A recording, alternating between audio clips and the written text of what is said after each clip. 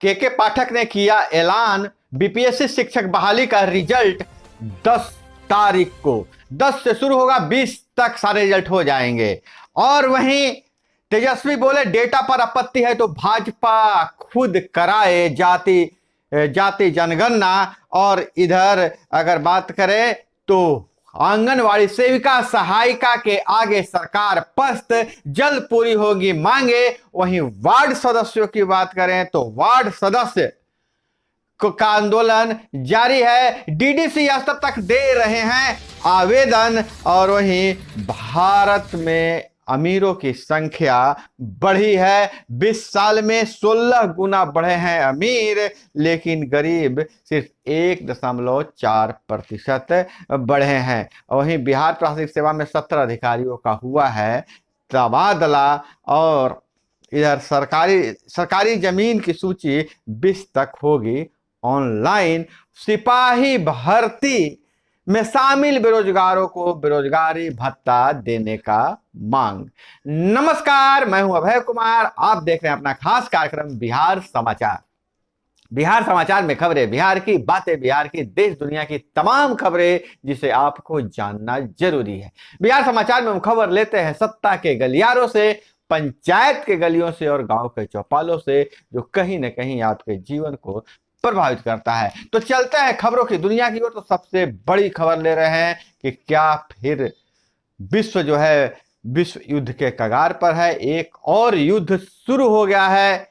Hamas के आतंकियों ने इजराइल पर 5000 रॉकेट दागे थे, महिलाओं को निवस्त करके रौंदा था, कई को बंधक बना लिया था। इजरायली महिला सैनिक के शव के साथ विभत्स कार्रवाई की गई है, जिसका फोटो और वीडियो वायरल हो रहा है। इजरायली इंटेलिजेंस की बड़ी चूक मानी जा रही है। युद्ध के पीछे ईरान, तुर्की, चीन के अपने अपने हित हैं। वहीं इजराइल ने युद्ध की घोषणा कर दिया है। हालांकि हमास ने सऊदी अरब सहित सारे इस्लामिक देशों से इस युद्ध में शामिल होने का अपील कर रहा है। तो अब जो हमले जो हैं, इस हमले को भारतीय प्रधानमंत्री ने निंदा किया है। हमले से बोले मैं स्तब्ध हूं और इजराइल की इस मुश्किल घड़ी में हम इजराइल के साथ हैं।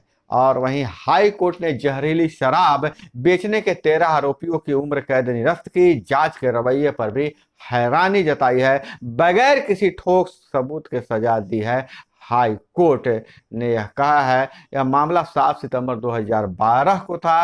राज्य 28 महाबली दस्ती में सहित शहर के अन्य इलाकों में रात को 30 से 35 लोग शराब पी थी, शराब पार्टी हुआ था। उसके बाद उनकी मौत का सिलसिला शुरू हो गया था। और वहीं देश की अगली जनगणना जातिवाद पर आधारित हो, शिवानंद तिवारी का बयान है। और भ्रष्टाचारियों को सदाचारी बना देती है भाजपा की वॉशिंग मशीन।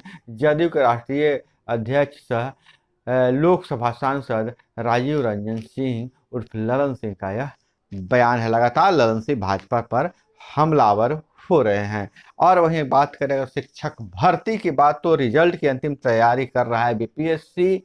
और सभी जिलों के जिला पदाधिकारियों को चिट्ठी भेज दी गई है कि जिले में एक ऐसे जगह का चयन करें जहां 2 से 3 हजार लोग जमा हो सके, इकट्ठे हो सके। जैसा बताया गया है कि वहीं पर उनके सत्यापन किया जाएगा, बायोमेट्रिक सत्यापन किया जाएगा, वहीं से नियुक्ति पत्र दे दिया जाएगा। सबसे पहले कक्षा 11 और 12 का रिजल्ट आएगा, जो कैसा कहा जा रहा है कि 10 अक्टूबर को 11वीं 12वीं और 9वीं 10वीं का रिजल्ट दे दिया जाएगा। और नियुक्ति वाले जो रिजल्ट देने के बाद फिर 20 तारीख तक, अंतिम तिथि 20 दिया जा रहा है, 20 तारीख तक 1 से 5 तक का भी रिजल्ट दे दिया जाएगा। और इसी महीने उनकी नियुक्ति भी करवा दिया जाएगा। और रिजल्ट में देर होने के कारण, रिजल्ट देर से हो रहा है, हालांकि घोषणा किया गया था कि पहले होगा, लेकिन इसके कई कारण गिनाए जा रहे हैं।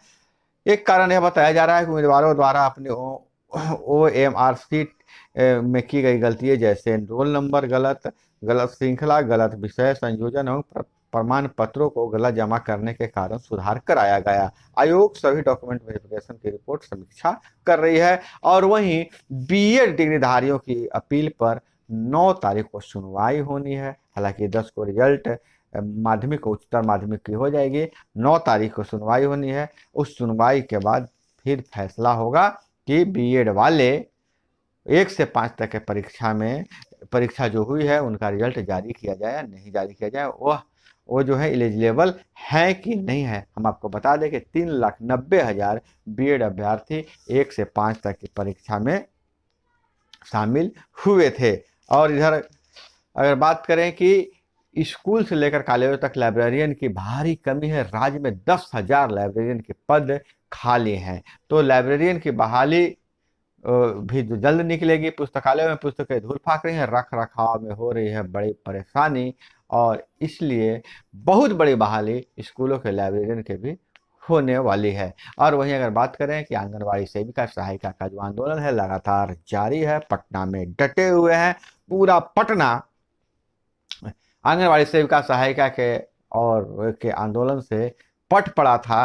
अब इस आंदोलन कुछ नतीजे निकलने सामने आ रहे हैं। सरकार झुकी है, कुछ मांगों को पूरा करने की बात कही जा रही है, लेकिन आंगनबाड़ी सेविका अपनी मांगों पर अड़ी हुई हैं और सीधे कह रहे हैं, सीधे उनका कहती है कि 10,000 में दम नहीं, 25,000 से कम नहीं, उनका नारा है। और ऐसी स्थिति में ऐसा लग रहा है कि जो चुनावी वर्ष चल रहा है, लगातार हर जगह आंदोलन हो रहा है। जहीं स्वास्थ्य विभाग के आशा कार्यकर्ता आंदोलन कर रहे हैं, कुरियर वैक्सीन कुरियर लोग आंदोलन कर रहे हैं, वार्ड सदस्य लोग आंदोलन कर रहे हैं। तो यह पूरा आंदोलन का सीजन चल रहा है, लेकिन आंगनबाड़ी सेविका सहायिका के आंदोलन को अब दिशा मिलने वाली है और उनकी मांगों को माना जा सकता है। हालांकि आंगनबाड़ी सेविका सहायिका की आवाज़ हम लगातार इस चैनल पर बुलंद करते रहे हैं।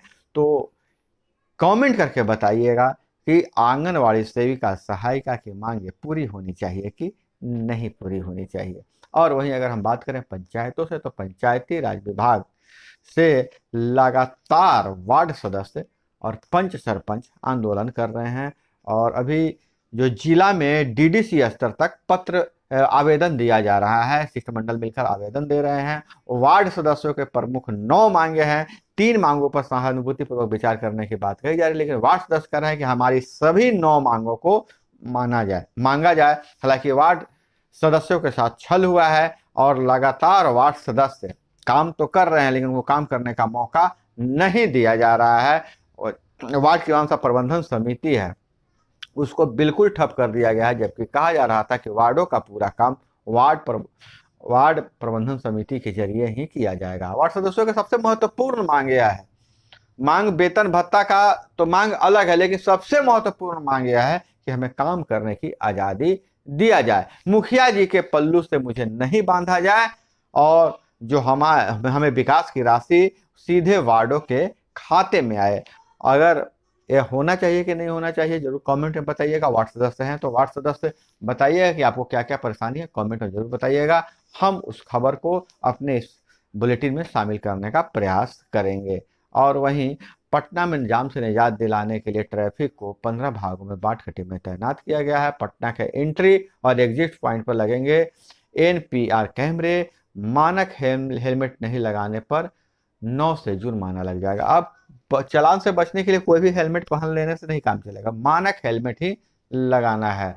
और इधर चालान नहीं करने पर अब कॉल सेंटर से फोन जाएगा। अगर चालान नहीं जमा कीजिएगा तो फोन कॉल सेंटर से फोन जाएगा। पहले सिर्फ मैसेज जाता था, अब फोन भी जाएगा। और अति पिछड़ा समाज के लिए युग पुलिस ने सीएम नीतीश कुमार, राजीव रंजन और ललन सिंह का यह बयान है।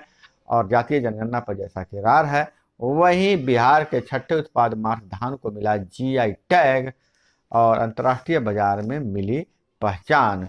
और इधर प्रसूता को बाइक से अस्पताल लाते समय रोड पर कराना पड़ा प्रसव। मोतिहारी से खबर आ रही है, गांव में एम्बुलेंस नहीं मिलने के कारण हुई है परेशानी। और वहीं अगर हम बात करें 12 साल से आयरन डोम के हार्डवेयर अपडेट नहीं हुए, इसलिए इजराइल को इतना नुकसान झेलना पड़ा है। इजराइल पर सबसे बड़ा आतंकी हमला है। इजराइल का सबसे भरोसेमंद माने जाने वाला एयर डिफेंस सिस्टम 5 महीने में दूसरी बार यह नाकाम हुआ है। और पाकिस्तान में 8 साल में सबसे ज़्यादा 400 जवान मरे हैं। वहीं अफगानिस्तान में भी भूकंप से मरने वालों की संख्या लगातार बढ़ रही है। और वहीं बात करें कि 2 साल में सौर ऊर्जा कारोबार 4 गुना बढ़ा है। भारत में बारूद का बाजार भी तेज हुआ है। बारूद की पहली कंपनी 1940 में खुली थी, अब 36 हैं।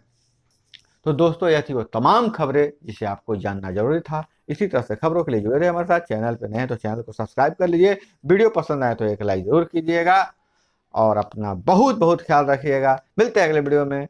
जय हिंद, वंदे मातरम।